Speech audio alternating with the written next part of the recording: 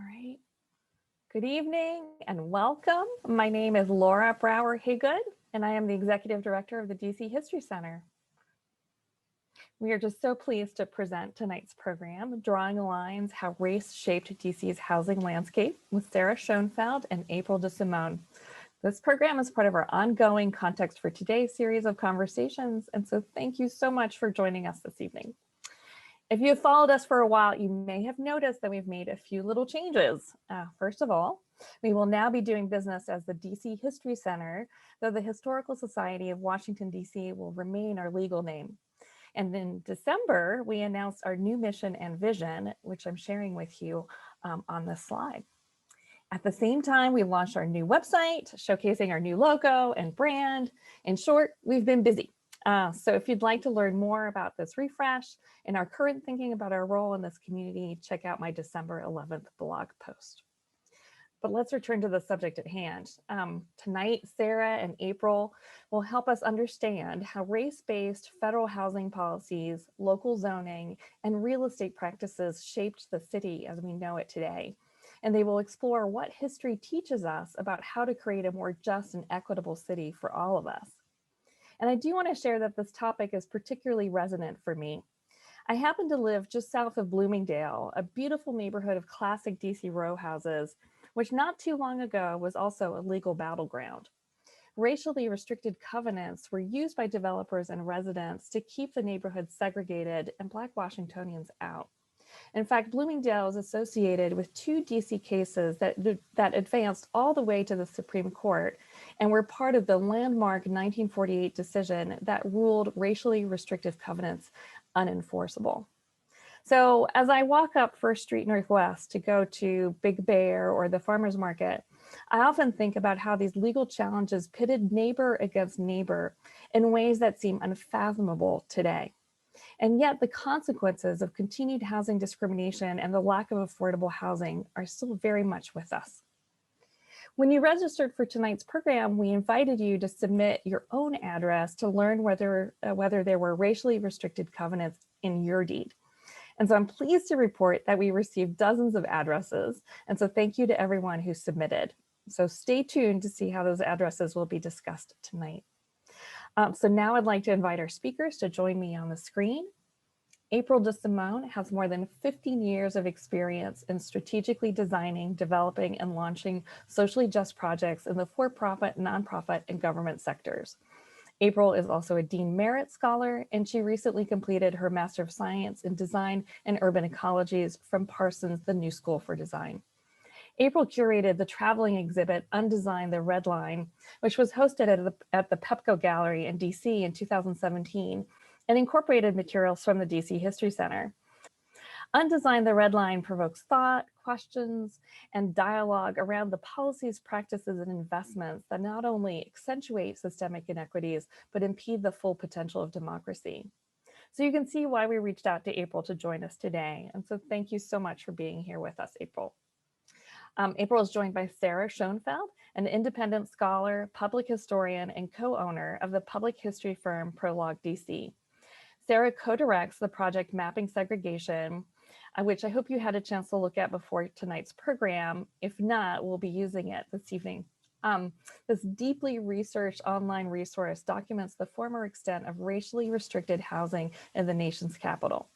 Sarah recently contributed an essay on policing in DC history titled Say Their Names for the latest edition of Washington History magazine. She has worked on a number of historic landmark nominations as well as an online civil rights tour. She was the lead historian for the LaDroit Park Bloomingdale Heritage Trail, among others. So Sarah, thank you for being here too.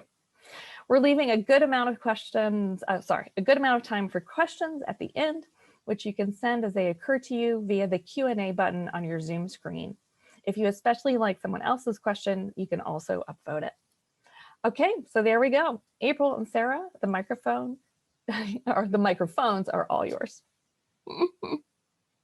So if we could just show the first slide, it is of the homepage of our project Mapping Segregation in Washington, DC, a project that I began with Mara Cherkasky several years ago now, involving here, let me just share what it looks like. Actually, I won't share it for now. I won't. I'll show you all the website later. But anyway, so much of this work is based on the work that we've been doing around mapping the history of racially restrictive housing covenants in DC over the last 6 years or so. But we've been doing a lot more than mapping covenants, and it's really gotten me to be much more engaged in conversations around how race has shaped DC's housing landscape in other ways and how it continues to do so today. So now we can just start with this first slide, and I'm going to show you some of the work that we've been doing and as part of this conversation. I'm going to be like featuring various elements of our website, but trying not to make this like a slideshow. So one of the things that we've been working on is mapping, in part because mapping the historic housing covenants is quite a lot of quite tedious and is taking us many years. We've been looking at other ways that DC was shaped by by racialized housing policies, and one of these ways is by the way that the FHA actually graded sections of the city. This is something that the FHA did for many cities. In the 1930s, assigned letter grades to various sections of the city based in part on the racial makeup of those areas. So this map, as you can see in the legend, grades areas of the city from A to H. So the higher graded areas are in green, the lower graded areas in pink and sort of the darker pinks. And what we've done is combine that with mapping of data showing where Black residents were living. And you can see that the area where most people were living coincides with some of the lowest graded areas. And interestingly, there were some significant Black communities in the area just east of the Anacostia River, in the Berry Farm area, and then just west of the Potomac River and Alexandria area that you can see in sort of the darkest pink on the map. Those areas were graded H, which meant that they were, quote, Negro developments in the lowest grade of residential area, with their only possible future being to raise them and replace them with new planned subdivisions. And indeed, while those areas were not replaced with new subdivisions, within not very many years after this map was made in 1937, Berry Farm, a historically African-American community that dated to the Civil War, to 1867, was raised for public housing, and a very significant Black community that lived just west of the Potomac River was displaced with about a month's notice for the construction of a road network to serve the Pentagon. And I just want to go to the next slide to zoom in to one of the areas on this map. I want to kind of show you all like what you can explore on your own with these maps. And something that's interesting to do, I think, with this one is to look to zoom in on these areas where the grades change, and like to explore maybe why those where those lines are. And I zoomed in on this portion of the map because the line where the pink turns to kind of a pukey green color on the right, in the eastern portion of the map, that's First Street Northwest in Bloomingdale. And that is a racial dividing line for a few different reasons that I'm going to talk about later. But you can see that the vast majority of Black residents are living on the other side of that line, on the west side of that line. And I also feature here one of the pop-ups that are available. If you were to click on any square block on the map, you're able to learn about the housing conditions and the demographic conditions of those blocks. And then I have one more map to show you right now, which is that, the FHA then enforced this grading system by actually making investment in areas that were also very racially targeted. So, and because the FHA actually, it was the FHA's policy to build subdivisions where only white people could live. You can be guaranteed, although weren't able to map the racial demographics of the area outside of the city, that those areas were rapidly becoming entirely white during this period. That's not to say that Black people hadn't lived in these areas, but many of them were getting pushed into the city during this time.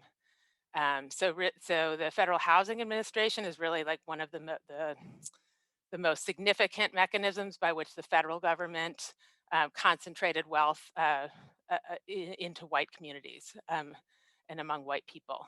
And I'm gonna I want to ask April now to help explain sort of how this came to be and like how this value system came to be. Great. Thank you so much, Sarah. Amazing work. Really appreciate the opportunity to vibe on this session with both you and DC History in really situating an incredibly growing conversation within our environment, particularly as we begin to sort of provoke and prod our understanding of these ideologies and principles of democracy, and how do we contend with a history that has been a blatant indictment to these very principles. Can we go to the first slide, please? Before I start, I also want to just contextualize Designing the We's ability, like manifesto in action with this Undesign the Redline exhibition, really centered on this metaphorical concept of red lines. And here we are, and what you highlighted, Sarah, you see these boundaries and these maps, and we're talking about sort of what is happening in these spatialized dynamics. And yet we don't understand how we have arrived to these maps. What is the thinking that gets us there? And that has been sort of the perception and mental model piece that we're merging, Designing the We, with this understanding of architecture and planning within the built environment. And I think it becomes very important to start with this space of scientific racism and eugenics. And we cover this in our history, which is a precursor to New Deal policies, because what's incorporated into what you're sharing, Sarah, is an ideology, a psychology that has been embedded for decades at this point coming.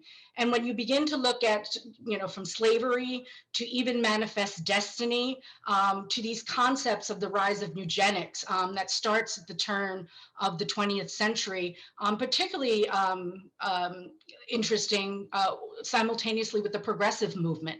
You have the rise of people like Madison Grant, who writes a book in 1916 that really alludes to the fact of things of dehumanization and creates this sort of psychology and this mental correlation with human hierarchy of value. As you can see on the lower left-hand side, this is the anti-immigration propaganda that's promoted in our society that is absorbed by people like Madison Grant, who is a mentor to Teddy Roosevelt, who is a leader of the conservation movement. Madison Grant writes this book and is so prolific and profound around dissecting who is considered the supreme beings worthy of opportunities within the built environment and who isn't. And Madison Grant's book is so influential that he receives a thank you letter from Adolf Hitler. And we understand, we know what Adolf Hitler does in World War II. So I think it becomes really important to understand how eugenics, who it's infused through Davenport, who you can see in the picture, who was a chicken breeder. And we begin to pop up eugenic centers all around the country. So this is just not in the scientific community, but it's now spilling out into the general population about, again, inferiority and undesirability, and how we need to breed out what isn't perfect in our society. Next slide, please. And as this starts to bask into the psyche of individuals, it begins to be incorporated at a time, again, where there is the nadir period of race relations in this country. The irony of understanding sort of the rise of eugenics is it simultaneously complements the rise of sundown towns, which are found in the northern components of the United States. Basically, they were official or unofficial ordinances that basically stipulated that if you were a certain ethnicity, you couldn't allow the sun to go down, or you shouldn't be found outside if the sun went down, because then we would see what we did see in our history, lots of lynching. That still, when you look at issues of Trayvon Martin, Aubrey, being in neighborhoods can actually cost you your life because of a perception that has been inoculated with our psychology and thinking that really begins with this labeling of people and stigmatization as inferiority. We see in Baltimore, ironically, this there's a street, McCullough, and on the upper dot on the left-hand side, an African-American family moves in. And it was when they move in, it sparks sort of this blowback from the community, because as Sarah mentioned, this strategy of containment and clearance within neighborhoods that really begin to look at, ironically, before this, Baltimore was not segregated, but begin to look at factors that are very dehumanizing and attributing those factors to these social constructs of race and class. The dot on the lower portion of McCullough is where Milton Dyshell lives. Dyshell is so enraged with the rest of the community that this Black family moves into the area that it prompts and inspires him to write the first racial ordinance in this country that was signed by a progressive mayor, Mayor Mahul. And Mayor Mahul, it was this racial composition rule that ends up being challenged, and it evolves into the Supreme Court ruling Buchanan versus Worley in 1917. These are just some photos of what the house looks like today. And again, just a jab and a little bit of humor that where Dyshell's home was, where he protested to have people of difference come in, is now where the McCullough Homes sits, which is a predominantly Black and brown community. And we know that these detrimental influences and these languages find their way not only from municipal ordinances, next slide, please, but into the school of thought. And we see that there's an excellent book called Illiberal Reformers by Thomas Leonard, who speaks about race, eugenics, and the progressive movement in America. Homer Hoyt becomes this chief economist within FHA that really speaks to what Sarah's going to share, that how do we arrive to the systematic and structural condition of labeling and creating hierarchy within the human value. These are excerpts from his dissertation, from his PhD at the University of Chicago, whose history of particularly in the sociology sector, merges into the other departments that includes this concept of race and race and constructing value through this lens of race. And as you can see on the upper hand side in his dissertation, 100 Years of Land Values, he creates sort of the statistical quantifying a formula that really ranks ethnicities as who's going to be most detrimental in impacting neighborhood values and community. He also pioneered the sector theory of how zones and planning can happen in communities. And the language is still that certain segregated according to class lines as well. Low class, high class, middle class, found boundaries, and we were drawing lines. But again, what's significant is that the sociological theory informs occupational ideology. And we know when Hoyt comes into FHA, he brings this ideology and philosophy with him. And as we can see in the appraisal forms, next slide, please, the language is captured into these spaces. To the right is the area descriptions that are used with the more familiar redlining maps that were done under the Homeowners Loan Corporation. But what's interesting here is not to split hairs on how a map was used. It really brings into a dominant narrative and thinking within the built environment of race. Because if race wasn't a factor, it wouldn't have been on the appraisal forms, nor would it have accounted for 40% of the valuation given to a neighborhood. And it really began for an agency who's put in a positions of authority, again, to once again steward these ideologies and principles of democracy for all of us, now have created geographical footprint in America that we are trying to quote unquote undesign today, the collateral consequences. The language was there. It showed what they were going to back, what was going to be acceptable, and what wasn't going to be acceptable. And not only was this in a policy space, but it fueled the propaganda in a myriad of ways through creating powerful lobbying groups that resisted any type of form of integration. And even when covenants and things don't exist, it was enforced by extreme violence in this country, which then created very limited opportunities where people could live.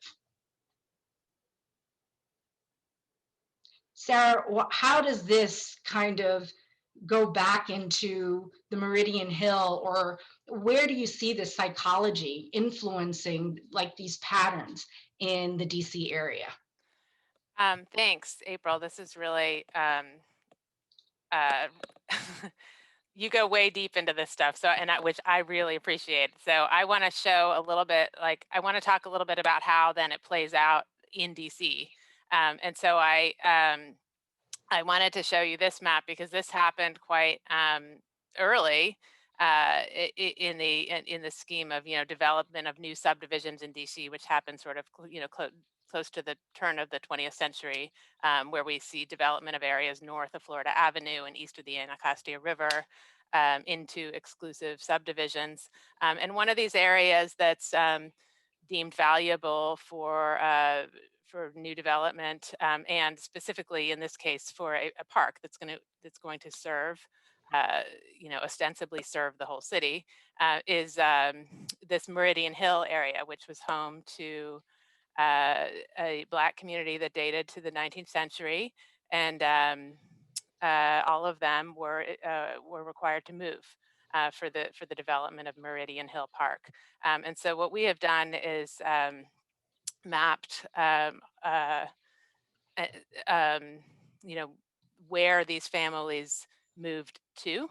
And as you can see, sort of they all moved in, almost all of them moved in a southeasterly direction toward areas that were becoming increasingly Black. The rest of the city was off limits to them. The only a couple ones that you see that moved north and west, I believe the one that maybe moved to Georgetown, those were people that went to work for white families, although there was at this time still a Black community in Georgetown. I'm going to show another map that illustrates this, this displacement, this sort of clearance of Black communities early in the 20th century for new exclusive development. This is a map of all of DC's schools during between in the early years of the 20th century, and you can see there are all these Black schools. All of the schools are segregated. They're schools serving Black students that are on the outskirts of the city, in areas where white development is proceeding, and all of these Black schools are closed by the mid 1920s. All of these ones that I've starred closed between 1911 and 1925. And so, as I think April will probably talk about a little bit later, maybe, as the result then of Black residents sort of being crowded into the oldest and sort of least desirable and also less developed parts of DC, especially east of the Anacostia River. And then this corresponding lack of, like basic municipal infrastructure and over policing, then Blackness itself gets associated with slums and blight and criminality. And then, so another thing that we're doing right now is looking at all of these alley communities that lived in the, in downtown DC and around Capitol Hill, especially, and what happened to them. And we've mapped the clearance of these alley communities through the establishment of the Alley Dwelling Authority, which became the National Capital Housing Authority. And you can see a profound clearance of the downtown area, but we've mapped all of the communities as they existed in 1912, and then again in 1945. And the entire downtown area gets cleared out during those years. And ostensibly, the ADA is going to then develop new housing for these people. But there was never enough housing for these people, as there never is today when we see public housing communities cleared for redevelopment, and almost always with the promise that residents will be able to move back into nicer, better housing. And then the other strategy that I want to talk about that's happening is the containment of Black communities. So the containment of existing Black communities via the use of racially restrictive deed covenants.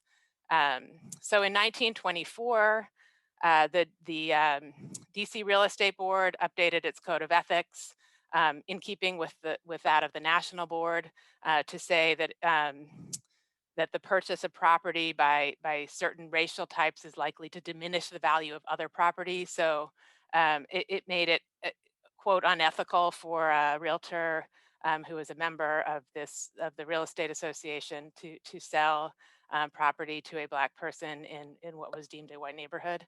And the real estate community also very much promoted the use of these racially restrictive deed covenants. So this is really the heart of our project. We've been mapping these. And as you can see, they form barriers around existing Black communities.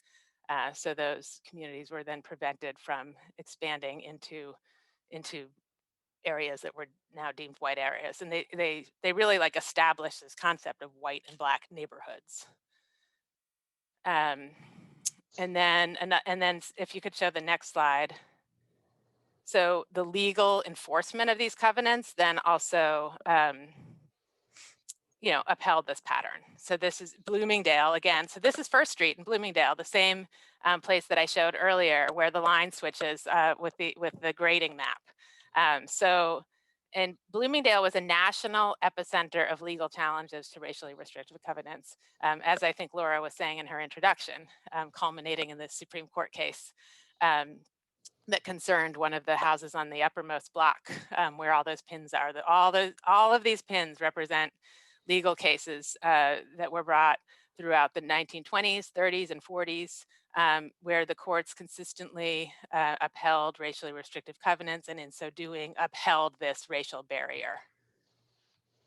And now, so what I want to do now is show you some covenants related to the specific addresses that were submitted for this program.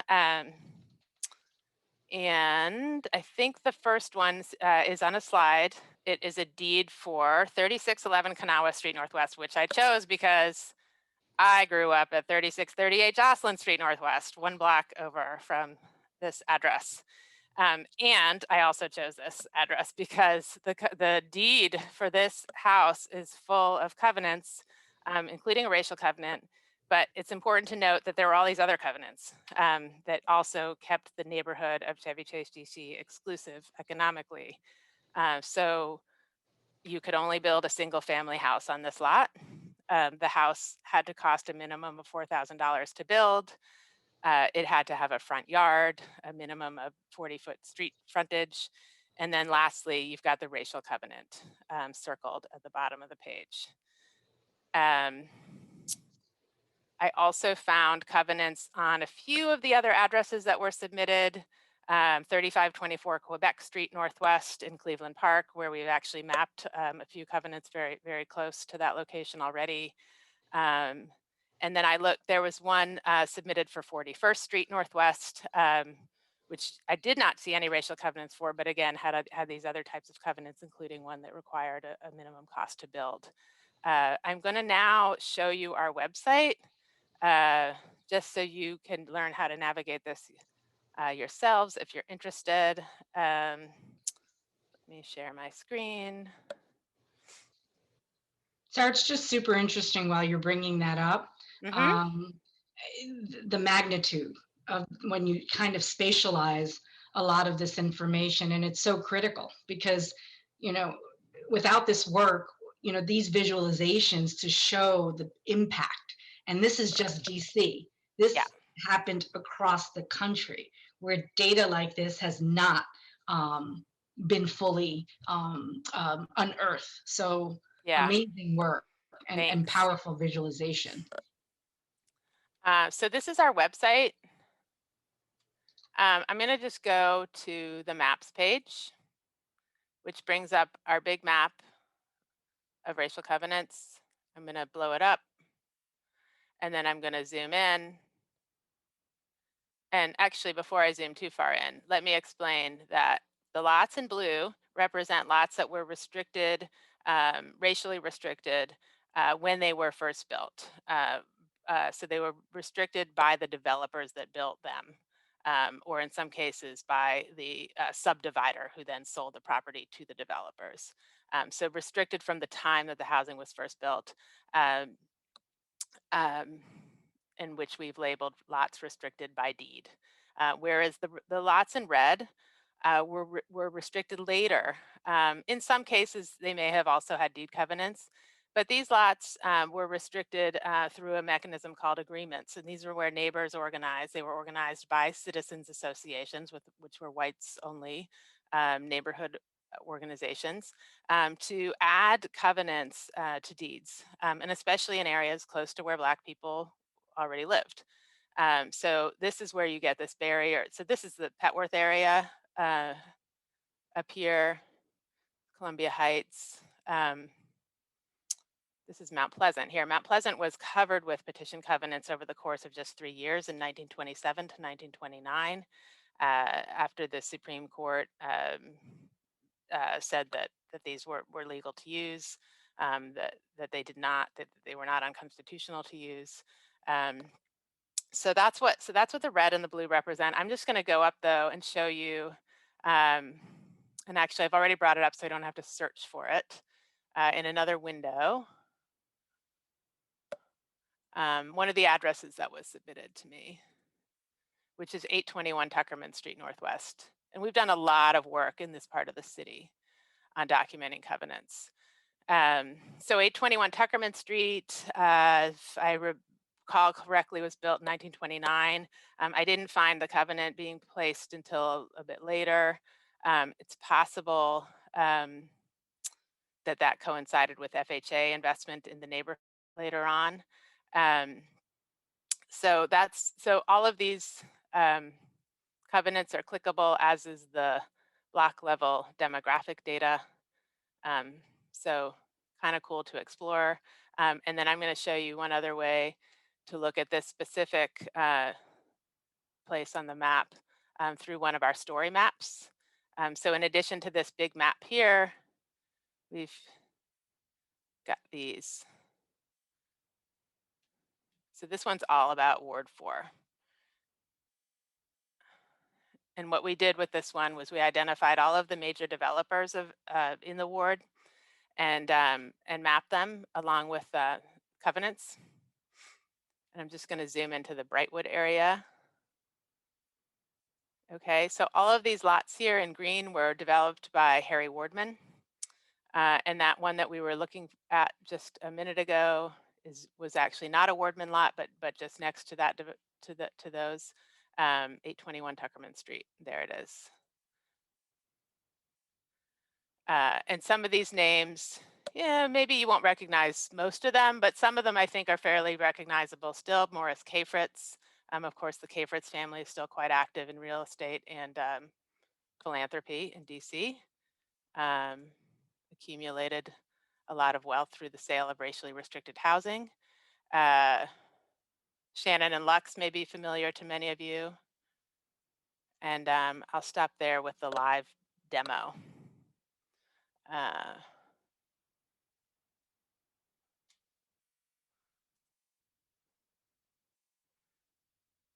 And I think I wanted to just show one more map of it's actually not one of our maps, but it is, I like to show this map because it shows, I mean, many people say that covenants, so covenants were like an early form of zoning, right? Before zoning really existed, you had the private developers got to write all this stuff into deeds about how you could, that were to shape the character of the neighborhood. And a lot of this then gets baked into place by zoning. And so that's especially what we see west of Rock Creek Park, where I think about, just a very small percentage of the land is zoned for building multifamily housing, apartment housing. That, however, wasn't the case in Ward 8 east of the Anacostia River. It was upzoned in the 1960s in conjunction with the urban renewal of Southwest DC. So you have enormous numbers of people, almost all Black people, moving east of the Anacostia River in the 1960s, and it's upzoned, and it's so it's full of apartment buildings. About 75% of land was zoned for multifamily housing there. So covenants didn't always bake into place the specific patterns that we see, although they certainly baked into place this association of race with the value of property. I think I want to hand it over to, I want to ask April now sort of how this, and especially since I'm now showing maps of what the city looks like today, like how else does this translate to what cities look like today?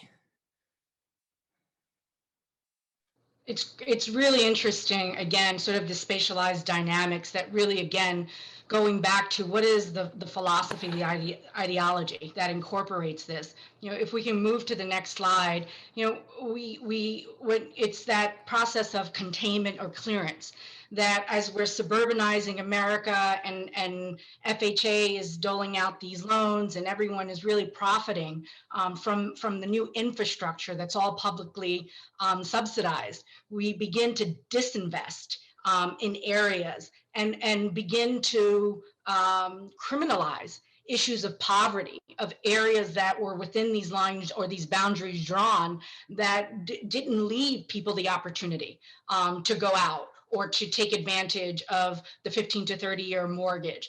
And then eventually what ends up happening, as we see across this country today, that the areas that were, that people that were quote unquote undesirable are confined to are the very areas that now are receiving the investments.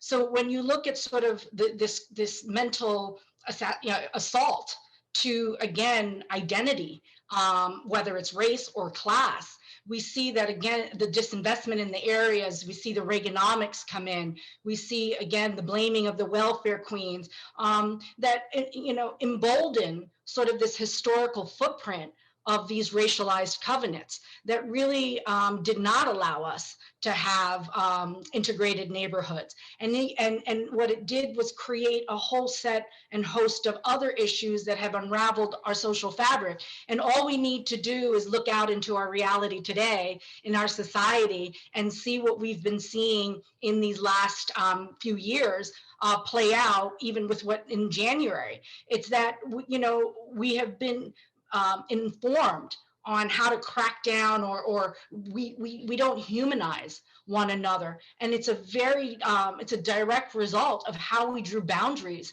of where we live, how we can relate to one another, how we understand difference. And if we're not around difference on an equalized term, but always in a way that we continue to use vernacular like low income or poverty stricken areas or less or marginalized.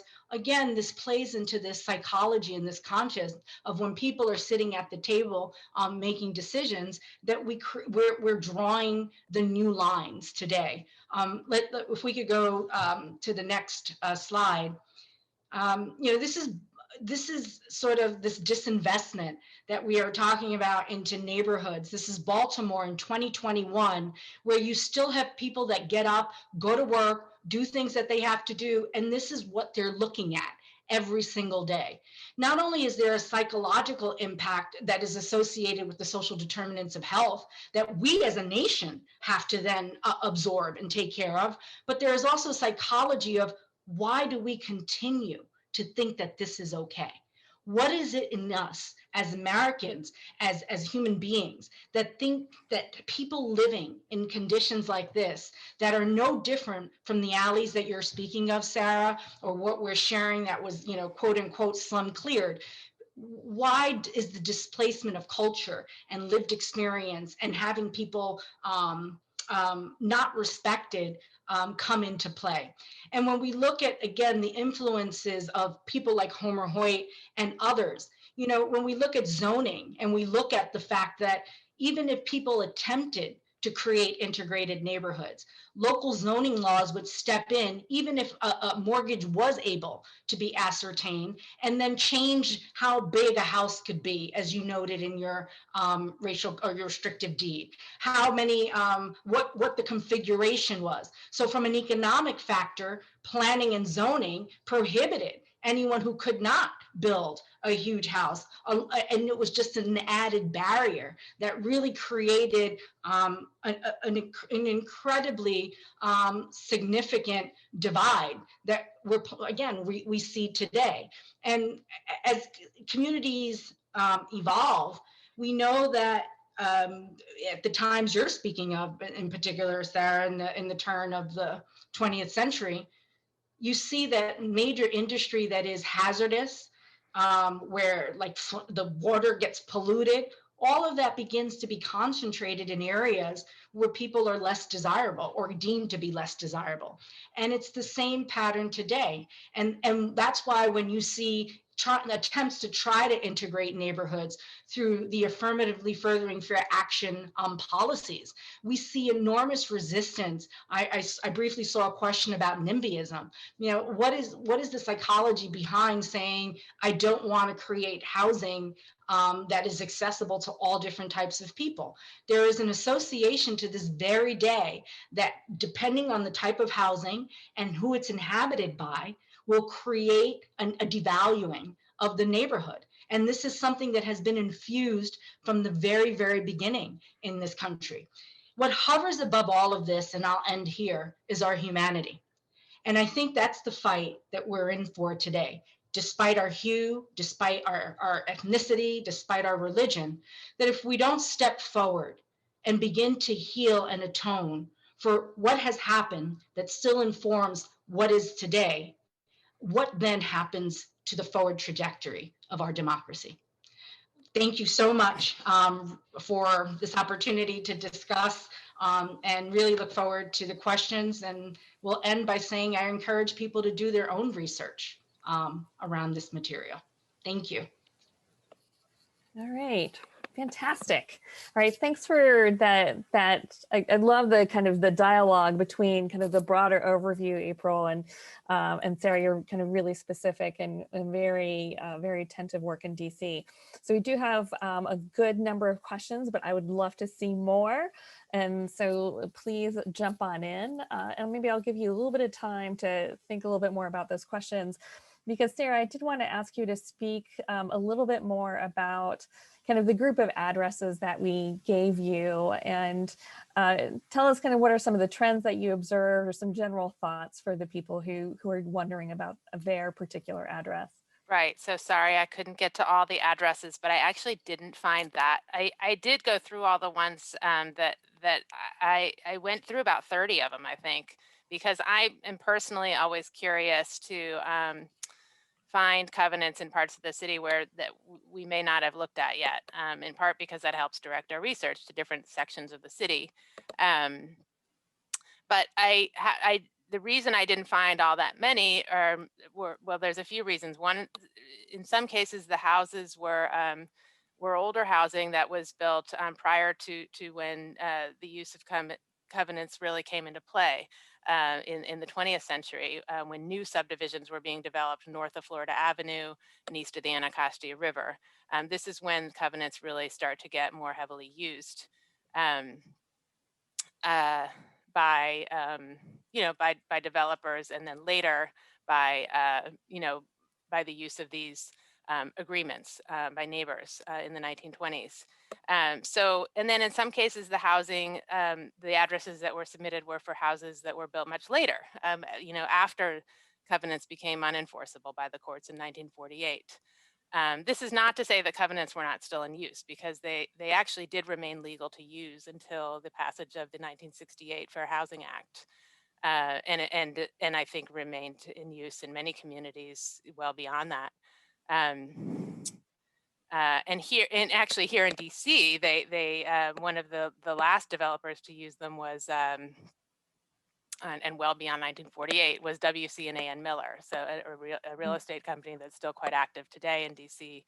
And I believe that the reason that they finally stopped using them and primarily I think in the Spring Valley neighborhood around American University was because they were going for a big development project with having to, they wanted to be one of the developers in Southwest when we urban renewed Southwest DC, and were required to stop using them. So yeah, in some cases the housing was maybe too new to have had a covenant, too old to have had a covenant, in a location where covenants simply weren't used in the old city, or in other areas where they weren't used. But I did find a few others that I did not mention, including agreements. And I know one person submitted an agreement signed by neighbors in Park View, close to Howard University, and somebody else submitted one for Mount Pleasant. Great. An address for Mount Pleasant that definitely did have one. Well, so I mean, here, of course, is the burning question.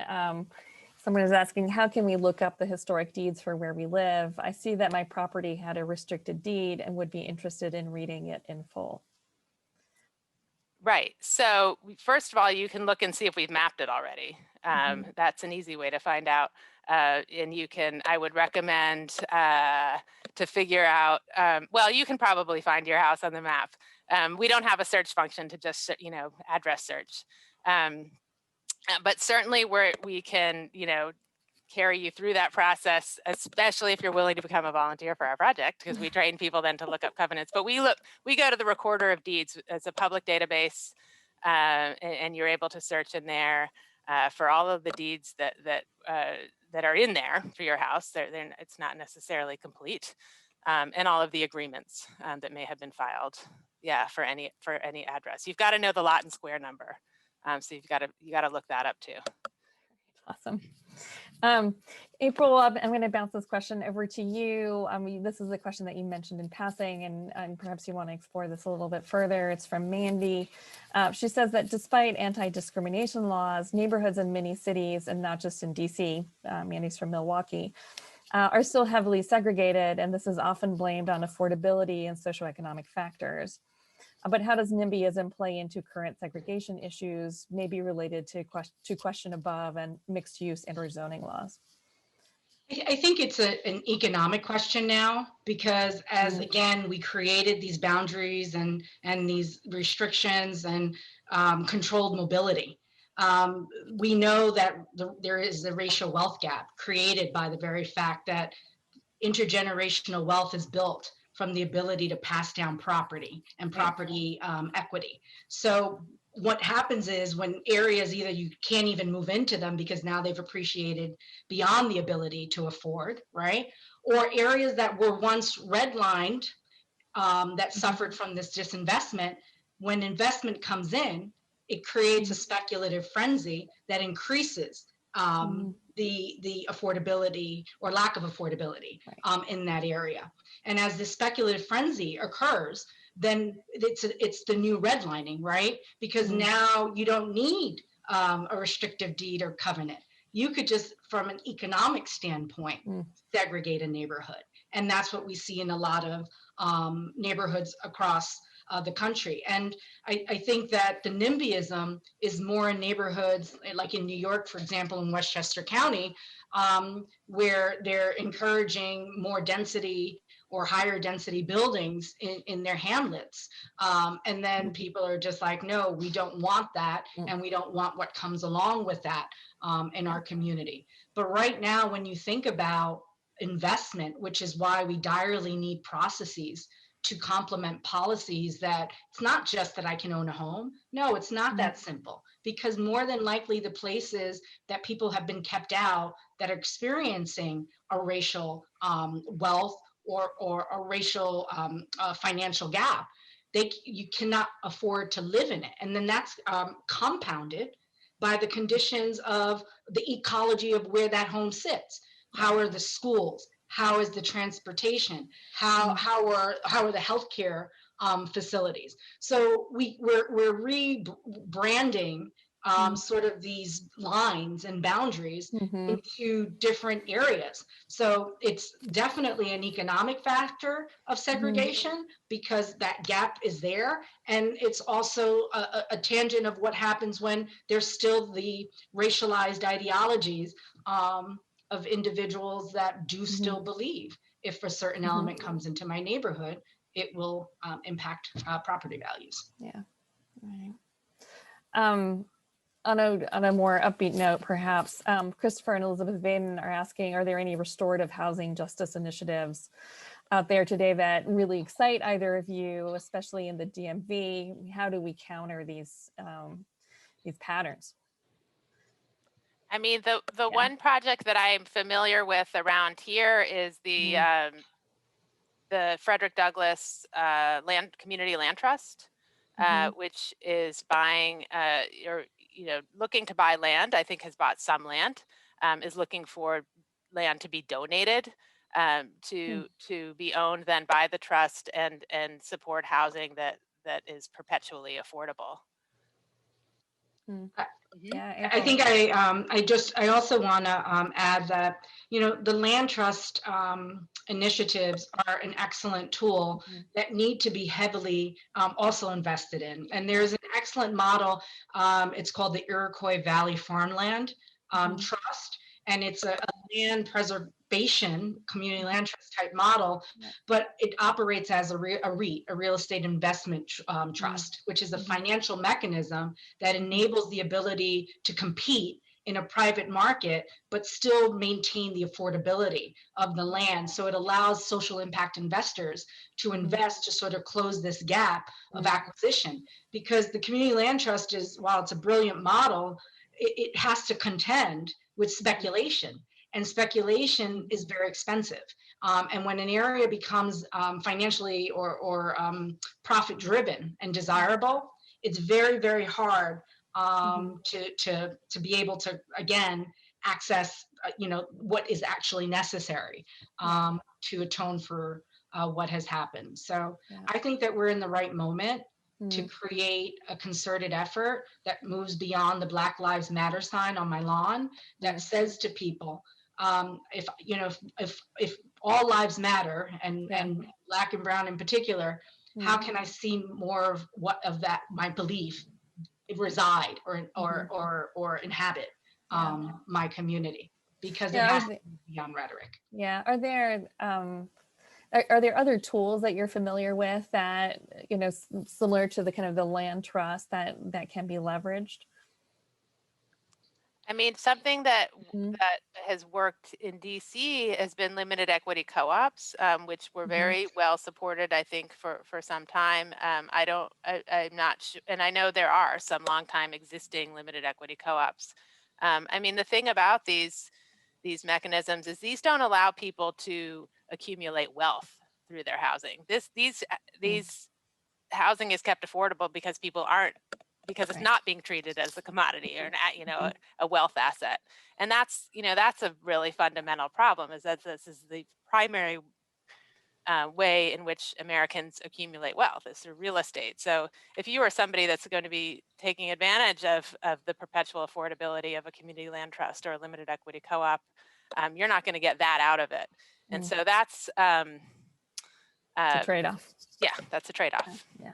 But it's Yeah. a trade-off, but if we met the community needs, right? I think that like this concept of wealth and American exceptionalism has to be challenged because of these mechanisms that have created the mess that we're in. And rightfully pointing out limited equity co-ops is a brilliant model in the Bronx called amalgamated housing. There's a 7 to 12 year waiting list to get into that place because it has stabilized affordability. And you have this concept of ownership where you own shares, which really shifts this mentality that you're just a renter in an area. Because even in our communities, we understand that when you're a renter, the exploitation and other factors that happen really don't allow you to connect and have a voice in say. So, I agree, Sarah, that that's the challenge that people often quote with the limited equity co-ops.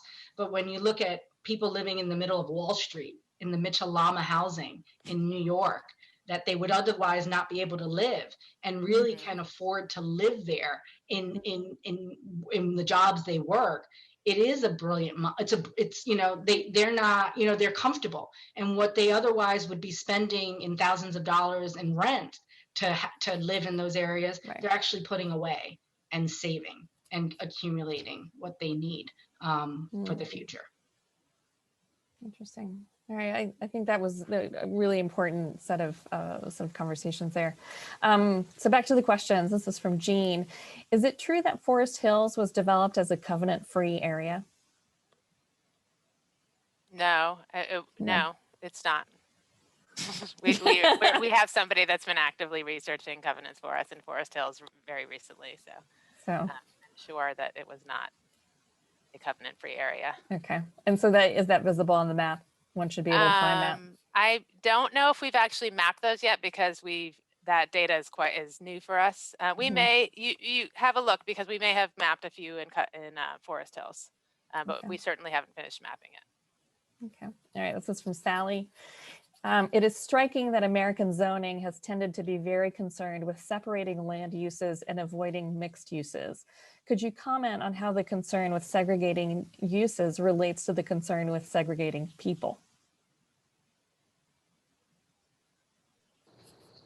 April, you want to take that? Sure. I mean, when you segregate land use for business or industrial or manufacturing, you have people that inhabit the area, usually the workers of those factories, right? So when you zone areas where people have to work, you create the housing. And as you can see in sort of the sector theory and the other planning models that I showed on the slide, you have these cores that kind of move out to the idyllic countryside where a lot of these things just don't exist. So when we create these, again, we draw these lines according to planning, and we segregate in planning sort of where certain uses are happening.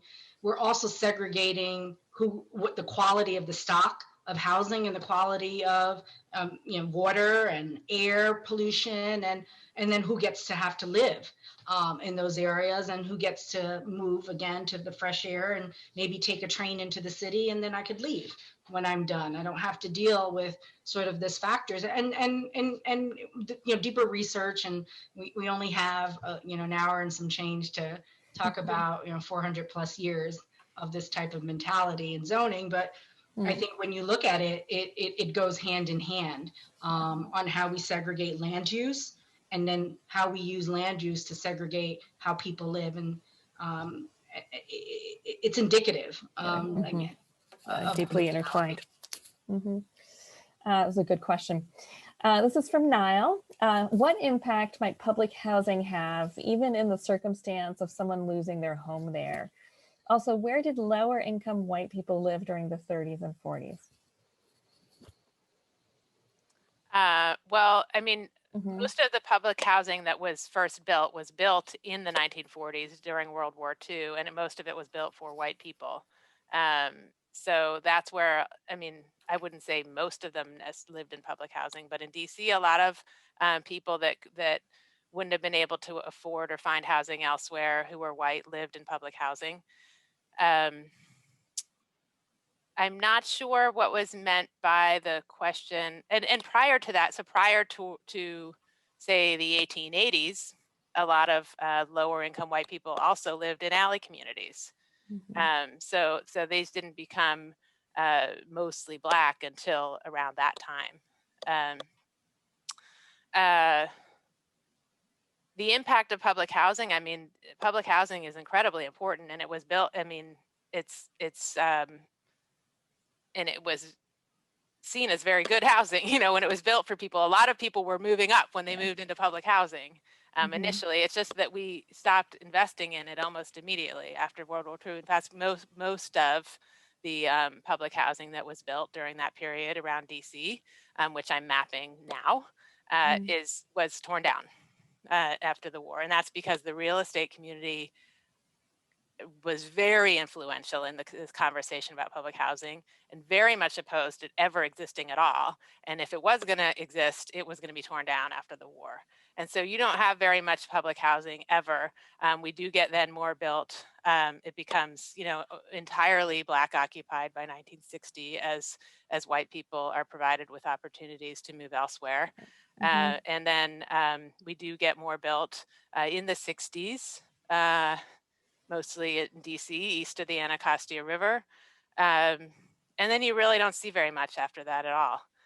So there's been an incredible shortage of public housing historically. It's been incredibly disinvested in, but it's really the only low cost housing option we have. And I think we should be supporting it.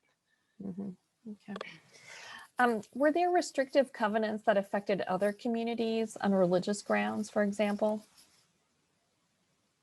Oh, well, certainly the restrictive covenants applied to groups other than Black people.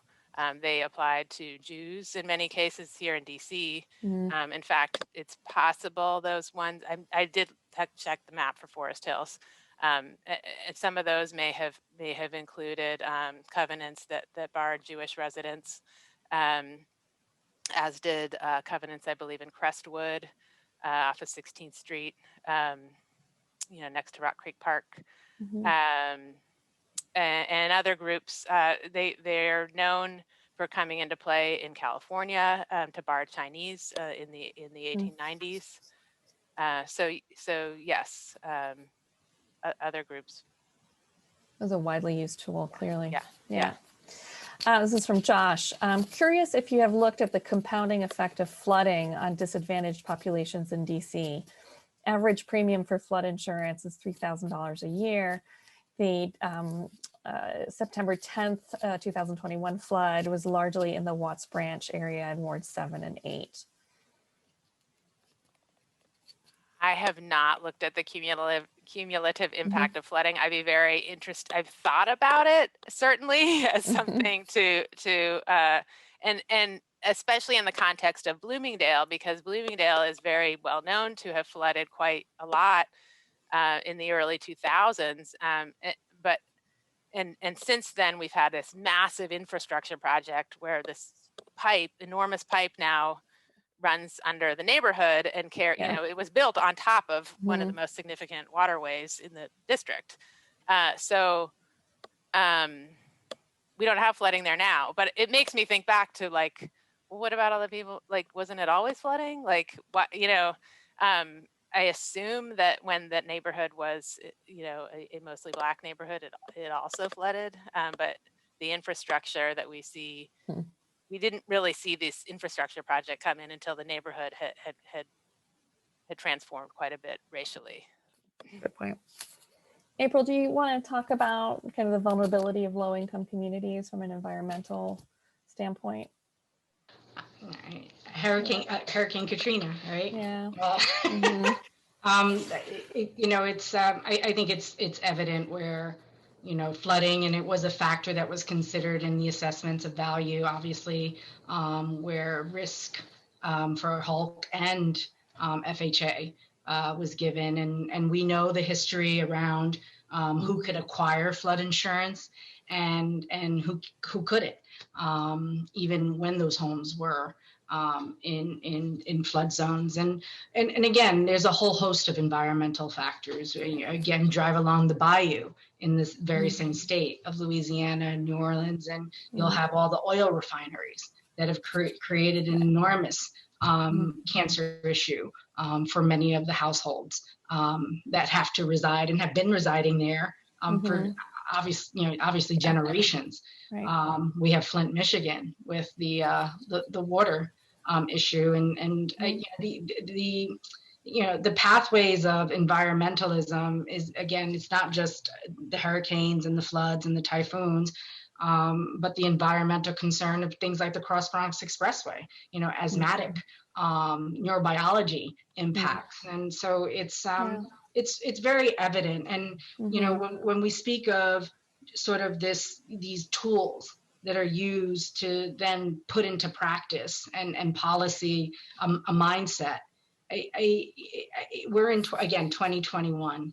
If you look at your neighborhood, seriously look at your neighborhood, all of us, what story is it telling us from not just race, but from a myriad of things that I think will really test this concept of life, liberty, and the pursuit of happiness. Yeah, well, certainly so. All right, this is from Lori. She says, my house and immediate neighborhood has a 1934 restrictive covenant that includes 35 plus homes. I'm really interested in studying this more deeply and raising awareness among my neighbors. Are there opportunities to contribute to your research project? Sarah, that's a softball for you. This may have been one of the agreements that I mentioned because I know that one of our contributors had already seen this covenant in the Parkview neighborhood near Howard University. I mean, certainly there's a way that you can contribute to our project by helping us to enter this racial covenant data.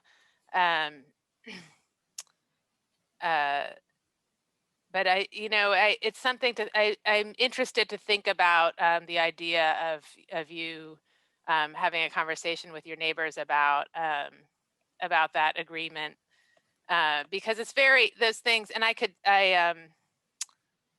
actually have one that I screenshotted the one for Mount Pleasant. I mean, they're really sort of incredible to look at because there's so many names on them, right? I mean, these things, the citizens associations organized to go door to door, I guess, and petition, to get people to sign these things. And you just see like so many names and addresses listed on these agreements. Oh, here's one. Yes, here it is. Thank you. So this is an example of the one in Mount Pleasant that I pulled. And so I didn't pull the image with all the names, but what I did is just pull the metadata next to it, from the Recorder of Deeds database. This is there. Anybody can look these up. And so you can see that this list of names is quite long, and then you can see what the language is. So these people are barring each other from selling or renting or otherwise conveying their property to people of African descent for a period of 50 years. So anyway, back to your question. Yes, I mean, certainly there are ways for you to contribute to our project, and maybe we can think creatively about ways, and I would definitely encourage you to contact us, and we can think about ways that we might be able to engage people through these agreement covenants. All right. Sorry, I had to duck out there for a second. The lights are motion sensitive to motion here in the office, so I had to go jump up and down a little bit. But it's back. All right. So were the large apartment buildings built along Mass Avenue in Ward 3, did they have such covenants? Most were built by developers in around the early 1960s. No, if they were built in the early 1960s, for the most part, no. I can almost guarantee you they did not have covenants. I think I looked one up that was submitted, and maybe it was a Harry Wardman building around Woodley Park. So no, I mean, you know, covenants were not enforceable in the courts, and they weren't really being used. They weren't not being widely used in DC by the 60s. Okay. April? It's interesting that, the piece of paper that has these stipulations in and of itself is extremely powerful, right? It's the visualization, it's the proof. But, we also have to understand that there were many instances that even as we see today, that a handshake or when you put an application in, you're just barred because your identity is asked or was asked before the 1968 Fair Housing Act, right? And then it's people finding ways to still subvert opportunities to access housing. So even if we don't have a piece of paper for a property, it doesn't mean that racial practices didn't exist in a building or a house or any. What these the papers fueled or are demonstrating is this mindset that it's all over the country, and to parse it all out becomes critical because there are many different mechanisms that really reinforce a segregated neighborhood pattern that we see. Credit barriers,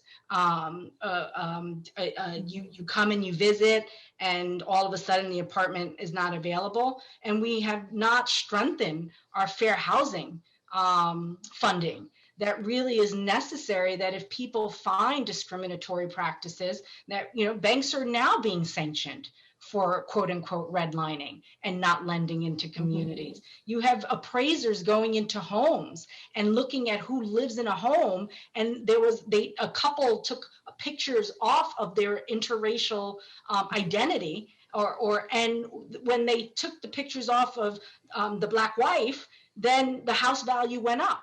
So it's still a psychology that is existing within people.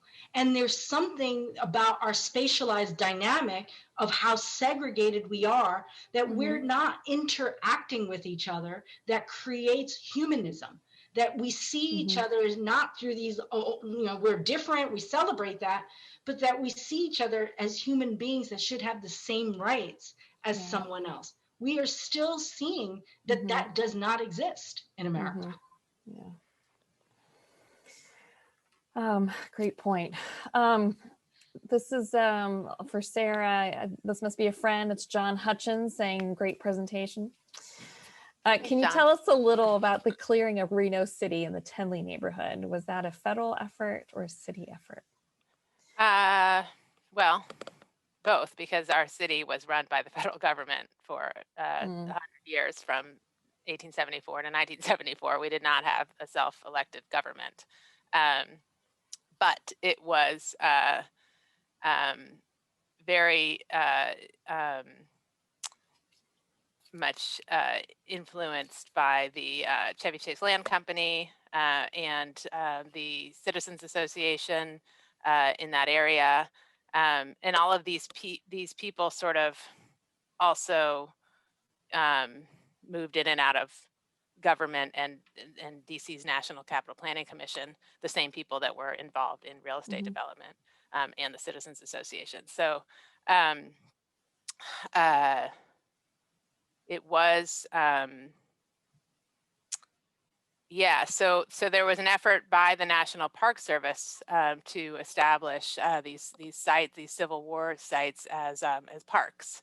But really the main impetus in this case in Reno was to clear that Black community for the emerging white neighborhood, and specifically to build a school serving white children. That was Deal Junior High School, followed fairly soon after by Wilson High School, where John and I both went. And I think we both went to Deal, and we didn't know any of this. Looks like Woodrow Wilson might get a new name soon. Right. Right. So Woodrow Wilson wasn't actually directly involved with any of this, but and I do have mixed feelings about the whole renaming thing, but that's another topic. but there were around 370 families living there. It was a racially mixed community. It wasn't entirely a Black community. People lived in close proximity to one another.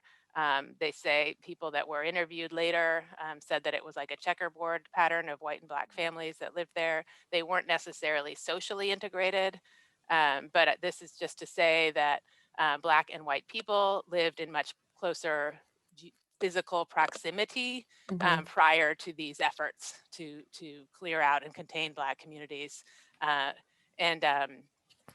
develop new exclusive neighborhoods for white people. Okay. Heather would like to learn more about alley communities in DC. What would you suggest? Oh, well, there's an excellent book. I think it's right here on my shelf.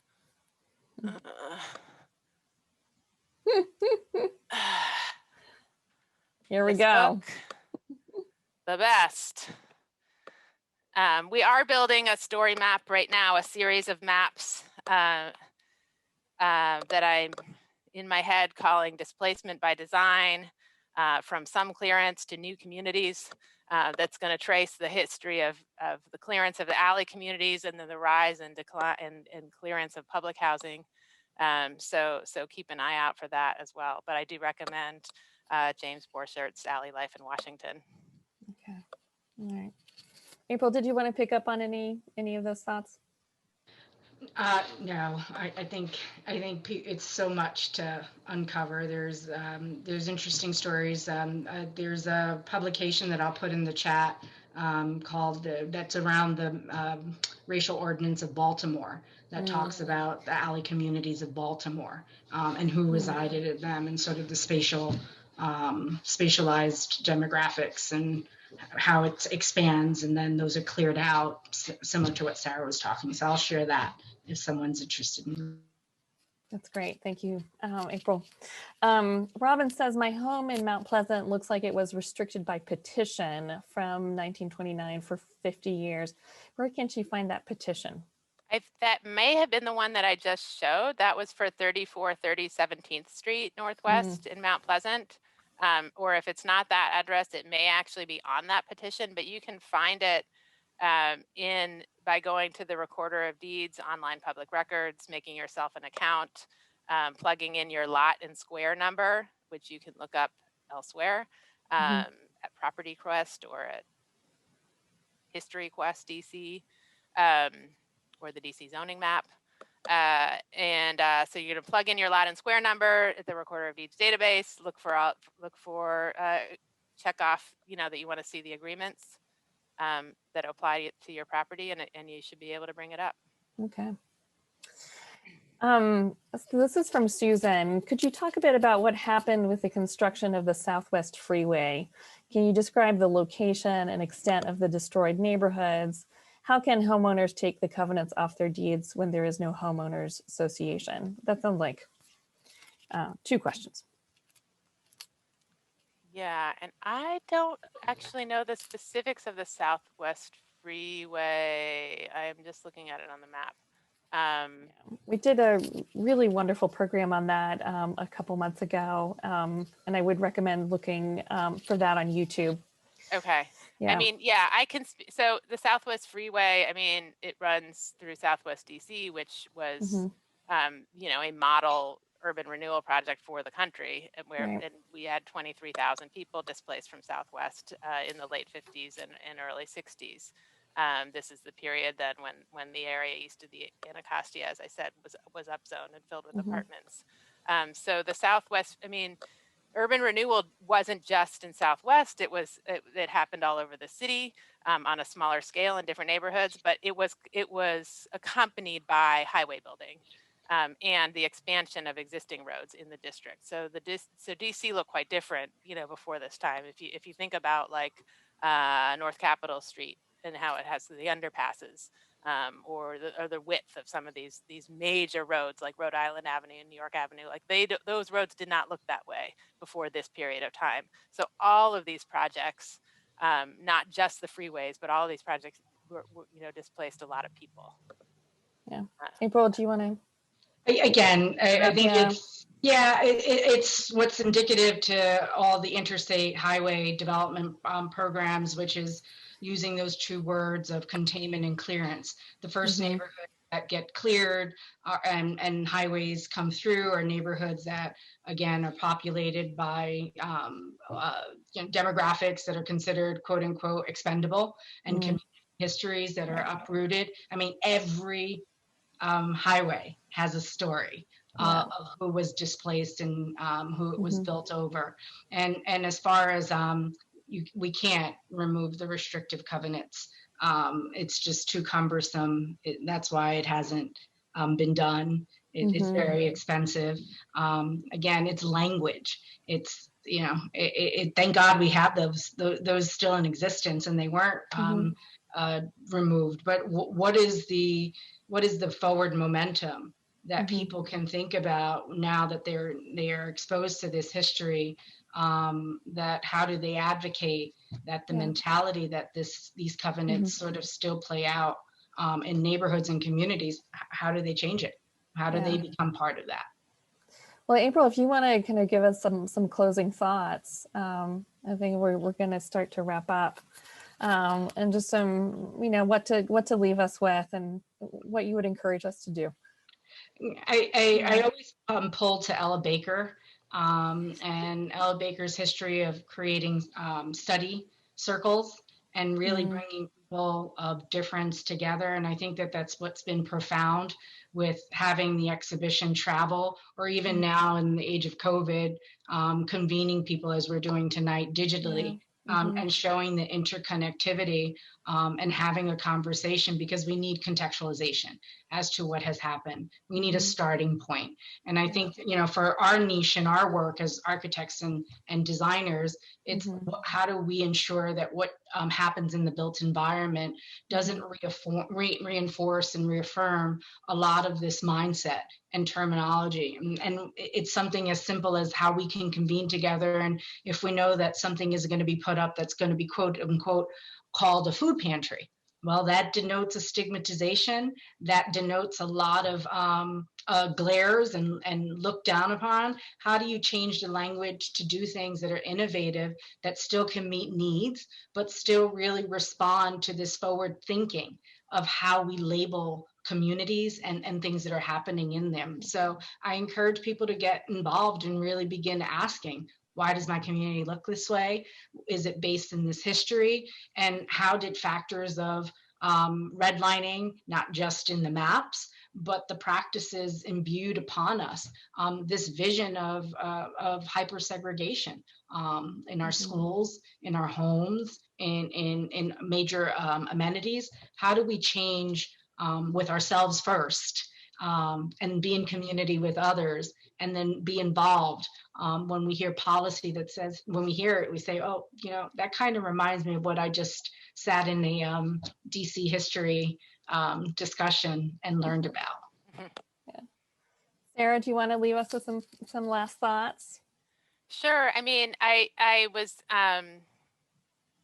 say that all of this is very relevant to what the city looks like today, and especially the way in which gentrification in DC has led to the mass displacement of Black residents over the last 2 decades.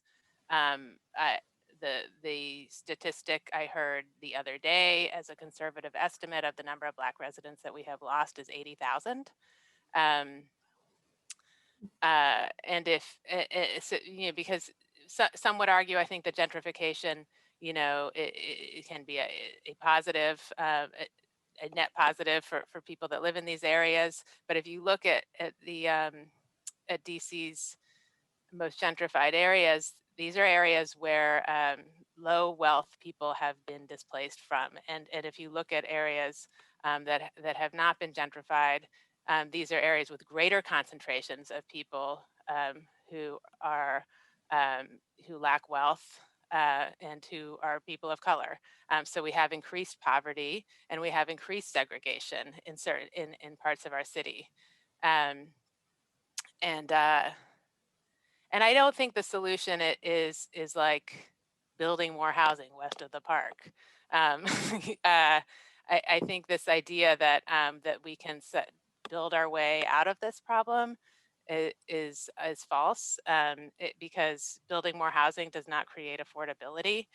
There's no evidence that it has or will. Nor do I necessarily think the focus should be on integrating, areas that remain segregated, but rather providing equal resources to everybody wherever they live. Nobody should have to leave their community to go to a good school or to live in a decent place, right? Mhm. And if we were to invest equally, across the city, that would not be an issue. Um, and we'd probably ultimately see less segregation for that reason. So I think all of this history is really relevant to where we are, and I really appreciate you all coming and listening to us talk about it. Well, it's absolutely been our pleasure to have you, April and Sarah. You've just given us such a lot to think about and to mull over and to bring into how we think about ourselves as citizens and members of this community, and strive to make our community more just. So with that, I just really want to thank you. And I'll have some just closing thoughts here, and some resources to share. This program will be up on YouTube along with closed captioning in a few days. So please feel free to share this link with your networks. And each of our Context for Today programs comes with a selection of readings and resources for those who want to learn more about these topics. So you'll find those on dchistory.org.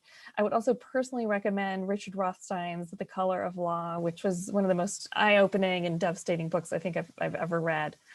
At a time when we are closed to the public and several of our income sources have, for all intents and purposes, dried up, I'm also incredibly grateful for each of you who purchased a ticket for tonight's program. These ticket sales make a huge difference in our ability to keep our virtual doors open and deliver programs like these for you. We also very gratefully recognize the support of Events DC and the DC Commission on the Arts and Humanities. Our February program is something a little different since we are now adding workshops to our online offerings. The first is titled Documenting DC. It's going to be part of a month-long focus on street photography. So if you are a photographer at any level, I encourage you to check that out on February 20th. More information on our site, of course. We have an exciting Context for Today conversation planned for March and also April. In March, we'll be looking at the Salvadoran immigrant experience. And in April, we plan a discussion on LGBTQ history, a topic that actually many of you requested in our post-event survey. You'll be receiving another survey, in fact, in your inbox shortly. So please fill it out and help us shape what you'll see in future programs. We really love all your feedback and suggestions, and really actively factor them into our planning. So thanks again to our speakers, Sarah Shoenfeld and April De Simone. We really could not be more grateful for the perspective you shared, local and national. And also behind the scenes, I'm grateful for the truly terrific work of Maggie Downing, Katrina Ingraham, Jane F. Levy, and Ann McDonough. We really couldn't do any of this without you guys. So thank you, and good evening.